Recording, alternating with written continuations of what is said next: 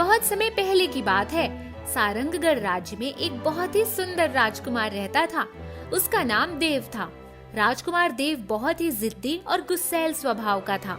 उसे जो चीजें पसंद आती उसे वह किसी भी हालत में हासिल करके ही रहता था। राजकुमार देव को पंछी बहुत अच्छे लगते थे। राजकुमार हर रोज अपने बगीचे में जाया करता और वहाँ पर अपना कुछ समय बिताता था। उस बगीचे में बहुत ही सुंदर सुंदर पक्षी आते थे और पेड़ की डाल पर बैठकर गाना गाते। उसे जो भी पंछी पसंद आता उसे वह पकड़कर पिंजरे में डालकर अपने दरबार में लेकर चला जाता था। इस तरह राजकुमार के दरबार में तरह तरह के रंग बिरंगे पंछियों की भरमार हो गई थी। एक बार जब राजकुमार देव अपने बगीचे में बैठकर प्रकृति की सुंदरता का आनंद ले रहा था, तभी उस बगीचे में एक बहुत ही सुंदर छोटा सा चिड़िया का चूजा पेड़ की डाल पर आकर बैठ जाता है। जब राजकुमार देव की नजरें उस चिड़िया के चूजे पर पड़ती हैं, तो वह उसकी सुंदरता को देखता ही रह जाता है। वह चिड़िया का चूजा उसे बहुत पसंद आता है। अरे, ये चिड़िया का चूजा तो दिखने में बहुत ही सुंदर है। ऐसा चिड़िया का चूजा तो मैंने अपने जीवन में पहली बार देखा है। अब इस चिड़िया के चूजे को मैं अपने दरबार में रखूंगा। राजकुमार देव जल्दी से अपने सैनिकों को बुलाता है। सैनिकों, इस चिड़िया के चूजे को मैं अपने दरबार में रखना चाहता हूँ। तुम लोग जल्दी से इस चिड़िया के चूजे को एक पिंजरे में कैद करके मेरे दरबार में लेकर आओ। अब से यह चिड़िया का चूजा मेरे दरबार में रहकर उसकी सुंदरता बढ़ाएगा। राजकुमार देव की सारी बातें सुनकर सारे सैनिक उस चिड़िया के चूजे को पकड़ने के लिए उसके पीछे दौड़ते हैं। वह चिड़िया का चूजा बहुत ही फुर्तीला था। वह चिड़िया का चूजा एक पेड़ की डाल पर बैठ जाता है। उसे देखकर सारे सैनिक उसको पकड़ने के लिए पेड़ की डाल की तरफ जोर से दौड़ते हैं, मगर तभी वह चिड़िया का चूजा वहाँ से उड़ जाता है। फिर वह जाकर बगीचे के पास के झील के किनारे बैठ जाता है। उसका पीछा करते हुए सारे सैनिक झील के पास उसको पकड़ने के लिए तेजी से दौड़ते हैं, मगर जैसे ही सैनिक चिड़िया के चूजे के पास आते हैं, तभी वह चिड़िया का चूजा फिर से उड़ जाता है और सारे सैनिक जाकर झील में गिर जाते हैं। इस तरह राजकुमार के सैनिक उस चिड़िया के चूजे को पकड़ने के लिए उनके पीछे दिन भर भागते रहते हैं, मगर वह चिड़िया का चूजा उनके हाथ नहीं आता। परेशान होकर सारे सैनिक राजकुमार देव के पास जाते हैं। राजकुमार, हम आपसे माफी चाहते हैं क्योंकि हम पूरे दिन भर उस चिड़िया के चूजे को पकड़ने के लिए उसके पीछे दौड़ते रहे, मगर वो चिड़िया का चूजा हमारे साथ नहीं आ सका। सैनिकों के मुंह से ऐसी बातें सुनकर राजकुमार को बहुत गुस्सा आता है। क्या पूरा दिन बीत गया और तुम लोग एक छोटे से चिड़िया के चूजे को नहीं पकड़ पाए और खाली हाथ मेरे पास आकर मुझसे माफी मांग रहे हो? तुम लोगों को पता है ना, कोई भी चीज अगर मुझे पसंद आ जाती है तो उसे मैं किसी भी हालत में हासिल करके रहता हूँ।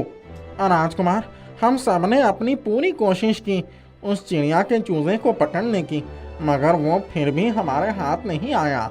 लगता है फिर मुझे तुम लोगों के साथ जाकर उस चिड़िया के चूजे को पकड़ना होगा। राजकुमार देव सैनिकों को अपने साथ लेकर उस बगीचे में चिड़िया के चूजे को पकड़ने के लिए जाता है। उस वक्त चिड़िया का चूजा पेड़ की डाल पर बैठा होता है। सैनिकों, तुम लोग अब जल्दी से बगीचे में जगह जगह पर जाल बिछा दो और उसके पास ढेर सारे दाने फैला दो। जब यह चिड़िया दाने खाने के लिए जमीन पर आएगी तो वो खुद ही जाल में फंस जाएगी, क्योंकि लगता है अब हमें इसे पकड़ने के लिए दिमाग से काम लेना होगा।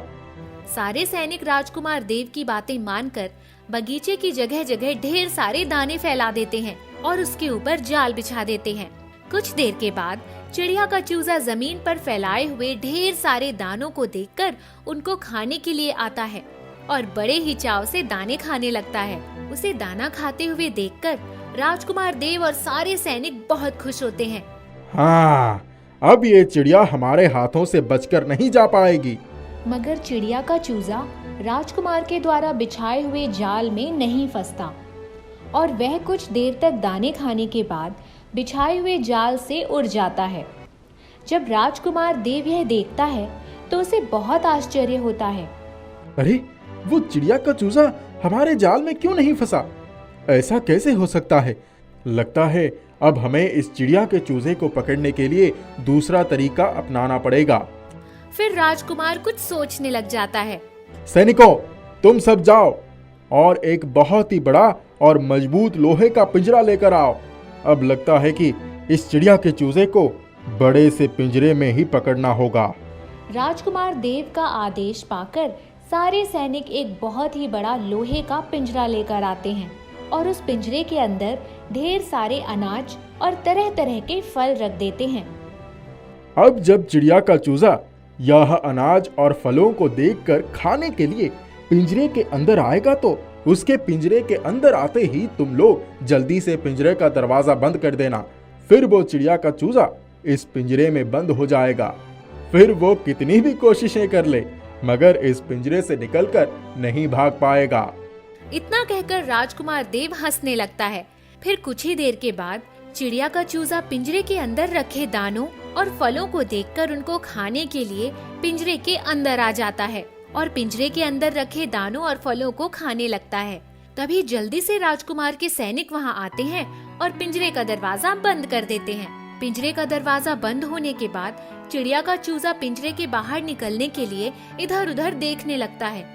यह देखकर राजकुमार देव और उसके सैनिक जोर जोर से हंसने लगते हैं। अरे चूजे, अब तू कितना भी कोशिश कर ले इस पिंजरे से बाहर नहीं निकल पाएगा। मगर तभी उस चिड़िया का चूजा तेजी से अपने पंख फड़फड़ाता है। उसके पंख के फड़फड़ाते ही वह लोहे का पिंजरा टूटकर कई हिस्सों में बिखर जाता है। यह देखकर राजकुमार और उसके सैनिक अपने दांतों तले उंगली दबा लेते हैं। अरे ये कैसे संभव है? इस नन्हे से चिड़िया का चूजे ने इस लोहे की पिंजरे को कैसे तोड़ दिया? राजकुमार और उसके सैनिक उस वक्त पेड़ के नीचे खड़े होते हैं। तभी अचानक वह बहुत बड़ा लोहे का पिंजरा उनके ऊपर आकर गिर जाता है। राजकुमार और उनके सारे सैनिक उस बड़े से लोहे के पिंजरे में कैद हो जाते हैं। तभी वहाँ वह नन्हा सा चिड़िया का चूजा आता है। राजकुमार, तुम और तुम्हारे सैनिक मुझे इस लोहे के पिंजरे में कैद करना चाहते थे ना? अब मैंने तुम लोगों को इस पिंजरे में कैद कर दिया। तुम लोगों को अब कैसा महसूस हो रहा है? चिड़िया को इस तरह बोलता हुआ देखकर राजकुमार देव और उसके सैनिक दंग रह जाते हैं। तुम बोलती भी हो? हाँ, क्योंकि मैं एक चमत्कारी चिड़िया का चूजा हूँ और इस समय तुम सब इस पिंजरे में मेरी वजह से कैद हो। मेरे सिवा तुम्हें इस पिंजरे से कोई आजाद नहीं कर सकता। आप अपनी खुशी के लिए मुझे इस पिंजरे में कैद करना चाहते थे। मैं तो एक चमत्कारी चूजा होने के कारण तुम्हारे हाथों से बच निकला, मगर तुम्हारा यह व्यवहार पंछियों के लिए गलत है। तुम हम पंछियों की स्वतंत्रता हमसे नहीं छीन सकते, हमें पिंजरे में कैद नहीं कर सकते। तुम्हें हम पंछियों की खुशी की जरा भी परवाह नहीं है। चिड़िया के चूजे की ऐसी बातें सुनकर राजकुमार को अपनी गलतियों का एहसास होता है। आप मुझे माफ कर दीजिए, मैं सचमुच में बहुत स्वार्थी और मतलबी हो गया था। मैं आप पंछियों की खुशी के बारे में बिल्कुल नहीं सोचता था और उन्हें अपनी खुशी के लिए पिंजरे में बंद कर लेता था। अब से मैं ऐसी गलती कभी नहीं करूंगा, क्योंकि इस संसार में सब जीवों को संतन्न होकर जीने का हक है। फिर उसके बाद वह नन्हा सा चूजा राजकुमार देव और उनके सैनिकों को उस बड़े पिंजरे से आजाद करके वहां से उड़ जाता है। इसके बाद राजकुमार देव अपने दरबार में जाकर पिंजरे में बंद सभी पंछियों का दरवाजा खोल देते हैं, जिससे सारे पंछी निकलकर खुशी खुशी आसमान की तरफ उड़ जाते हैं।